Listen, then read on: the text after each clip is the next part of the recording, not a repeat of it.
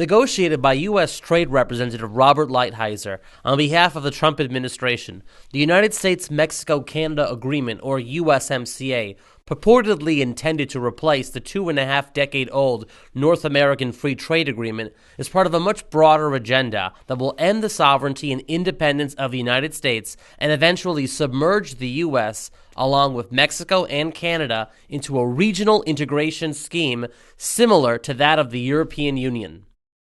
On Tuesday, Ambassador Robert Lighthizer, Canadian Deputy Prime Minister Chrystia Freeland, and Mexican Deputy Prime Minister Jesus Said met in Mexico City along with Mexico's President Andrés Manuel López Obrador to sign new amendments to the USMCA. However, contrary to what President Donald Trump and many Republicans have said about the USMCA, that it will end NAFTA, Freeland began her remarks explaining otherwise, how the USMCA keeps NAFTA in place. I am so delighted that Canada, the United States, and Mexico will today take this very important step towards the ratification of the new NAFTA.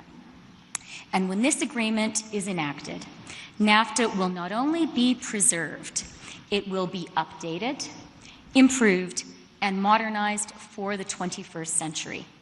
Officially titled the Protocol of Amendments to the Agreement between the United States of America, the United Mexican States, and Canada, is a 27-page document of amendments to the USMCA that were negotiated and added to the agreement at the insistence of Speaker Nancy Pelosi and House Democrats to garner their support in order to fast-track the trade scheme in the Democrat-controlled House of Representatives. The new changes were announced simultaneously at a press conference with Pelosi, House Ways and Means Committee Chairman Richard Neal, and other key House Democrats who worked with Lighthizer on the amendments. In her remarks prior to signing the Protocol of Amendments, Chrystia Freeland elaborated as to the nature of the new changes added by the Democrats that all three governments have agreed to. Freeland said, "This is a progressive trade agreement that will be profoundly beneficial for our economy, for Canadian families, and for the middle class. Canada, the United States, and Mexico have agreed to improvements to the new NAFTA that strengthen state-to-state dispute settlement, labor protection, environmental protection, intellectual property, the automotive rules of origin, and will help keep the most advanced medicines affordable for Canadians. These amendments will ensure that rules-based trade between our three countries will continue to support the economic prosperity of all of our people and the global competitiveness of North America as a region." The USMCA is more than just a simple free trade agreement, which will foster greater or easier trade between the U.S., Mexican, and Canadian businessmen and companies. The original 1994 NAFTA, which was also the first step in an integration process towards a North American Union, already eliminated most existing trade barriers, reducing the majority of tariffs to zero. Instead, this new agreement pushes an agenda that is progressive, as Freeland described it, using the guise of trade to enact progressive policies across the continent that will somehow make North America more competitive as a region. And therein lies the true intent and purpose of the agreement, to merge the economies and policies of all three countries into a single North American region, much like the European Union. Much of the USMCA trade scheme is designed to harmonize the economies, regulations, policies, and trade practices of the three countries in order to amalgamate them as much as possible so they work as one united region like the European Union, the very same onerous economic and political union that Britain's fledgling Brexit has been trying to withdraw their country from. And speaking of uniting North America, here is what Mexico's openly pro-Marxist president, López Obrador, had to say in Spanish about the significance of the USMCA. Con la cooperación para el desarrollo que va a ser posible con este acuerdo, también se logra la unidad del continente americano, la unidad de nuestro continente, la unidad de todos los países, los pueblos de nuestra América, de la América que vio nacer a Abraham Lincoln y de la América que vio nacer a Benito Juárez. Tenemos este acuerdo con América del Norte sin dar la espalda a nuestra América. Here's a translation of what López Obrador said. With development cooperation, which will be possible with this agreement, the unity of the Americas, the unity of our continent, the unity of all countries, the people of our America, the America that saw Abraham Lincoln born, and of the America that saw Benito Juárez born, we have this agreement with North America without turning our backs on our America. Uniting North America through a progressive trade agreement that preserves NAFTA, as López Obrador and Freeland explained throughout their remarks, is not the recipe for a better deal, nor is it a win for America. Fortunately, not everyone in Congress is on board with this progressive integration scheme.